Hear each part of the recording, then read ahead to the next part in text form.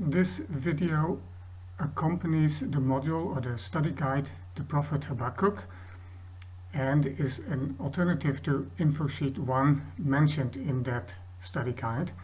The module is available as a free download for subscribers to create a learning site, a monthly training letter and blog that helps you to go deeper in your understanding of the Bible. More information on the website shown here, wilrens.org.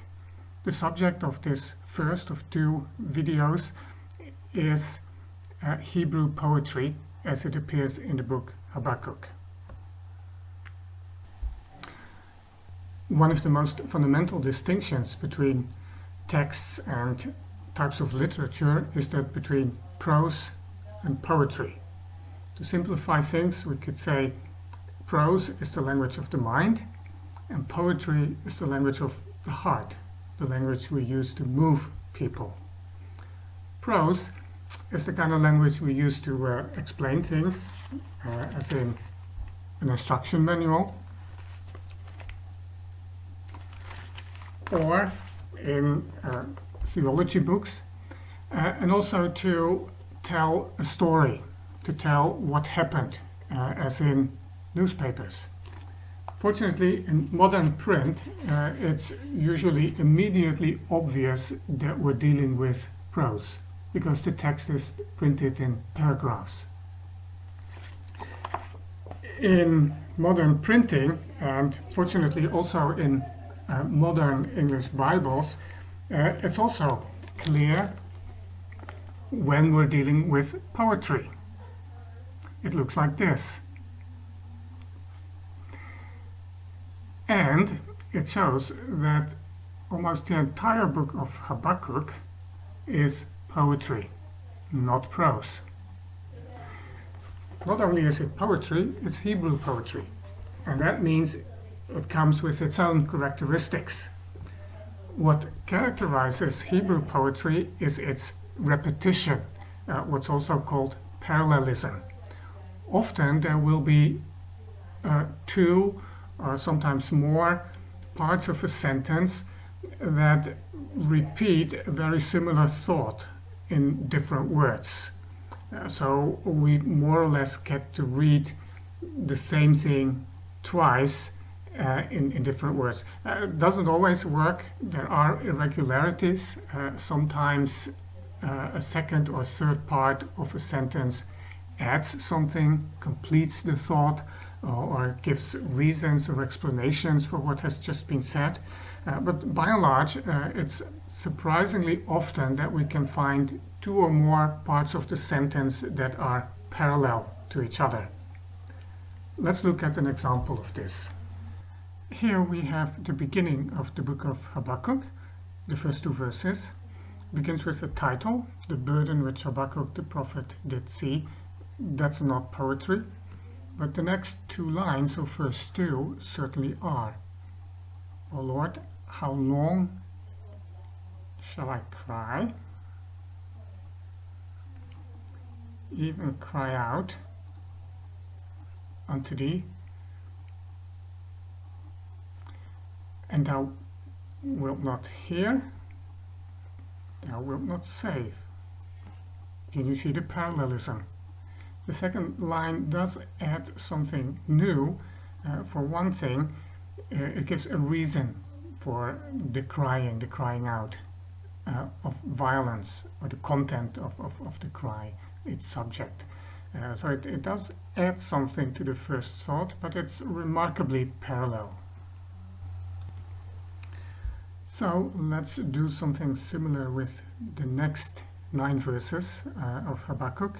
I'm using the King James here for copyright reasons, but I've split up the text according to the poetic lines. So let's see. Why do you show me?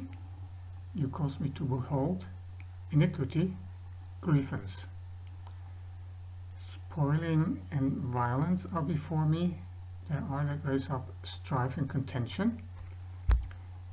Therefore the law is slacked, judgment does never go forth.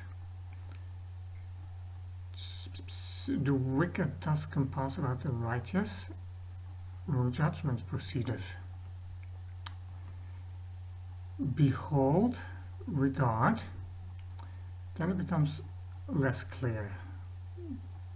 Because what follows is what is to be seen and what will be its result. That doesn't show parallelism. We do not believe it to be called, yeah, that's completing and adding, not repeating. But then here we have the Chaldeans. They are the bitter and hasty nation. So march through the best lands, possess ones are not there. So that's a few lines without very clear parallelism. Terrible and dreadful, judgment, dignity. But then we have horses, we have horsemen, we have horsemen.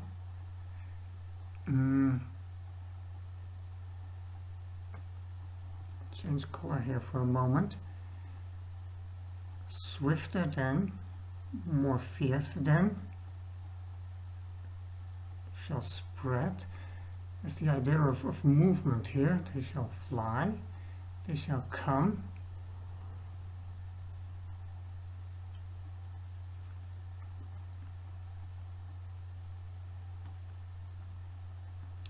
And the animals, leopards, wolves, the eagle.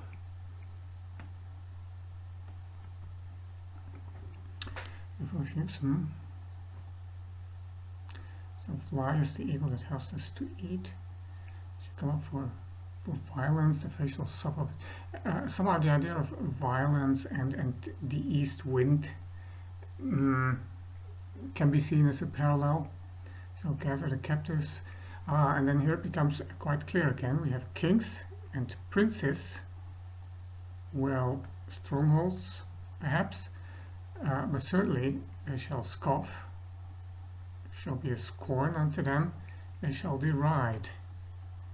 The idea of ridiculing kings, princes, and strongholds. They shall heap up dust and take it, and shall his mind change.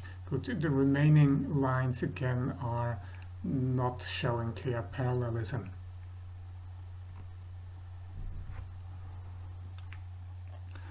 Now let me try to read it as poetry. Why do you show me iniquity and cause me to behold grievance? For spoiling and violence are before me, and there are that raise up strife and contention. Therefore the law is slacked, and judgment doth never go forth. For the wicked doth compass about the righteous, therefore wrong judgment proceedeth. And then comes God's answer. Behold ye among the heathen, and regard and wonder marvelously, for I will work a work in your days that you will not believe though it be told you.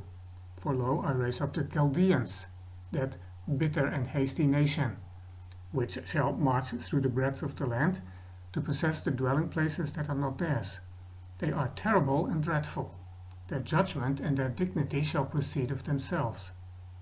Their horses also are swifter than the leopards, and are more fierce than the evening wolves, and their horsemen shall spread themselves, and their horsemen shall come from far, they shall fly as the eagle that hasteth to eat. They shall come over violence, their faces shall sop up as the east wind, and they shall gather the captivity as the sand, and they shall scoff at the kings, and the princes shall be a scorn unto them, they shall deride every stronghold. For they shall heap dust and take it. Then shall his mind change, and he shall pass over and offend, imputing this his power unto his God. Now, when I looked at this a second time, I realized that the parallelism even goes further than just the individual lines that parallel each other, because in the first paragraph, where we have the prophet's complaint, he complains because of the iniquity and the grievance, and really everything that follows in his complaint defines that more closely. What is it that bothers Habakkuk? Well, it's all these things that he gets to see happen in the land.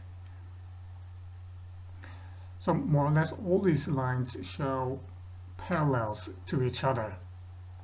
And then when God begins to answer, that's here. Now God becomes the speaker. Behold ye among the heathen and regard. He announces the Chaldeans and defines them as a bitter and hasty nation. Bitter and hasty. And now we get to see this. How are they bitter? Well, look at what they're doing. Here and there they're bitter. They're terrible and dreadful, and so forth. And hasty, well, that's what we see here. This is all about speed and speedy movement.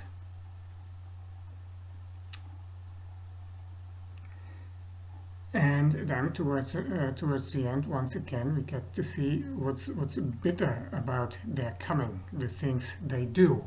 All of this characterizes the Chaldeans, and it characterizes them in two ways, really. So there's a lot of repetition in this paragraph.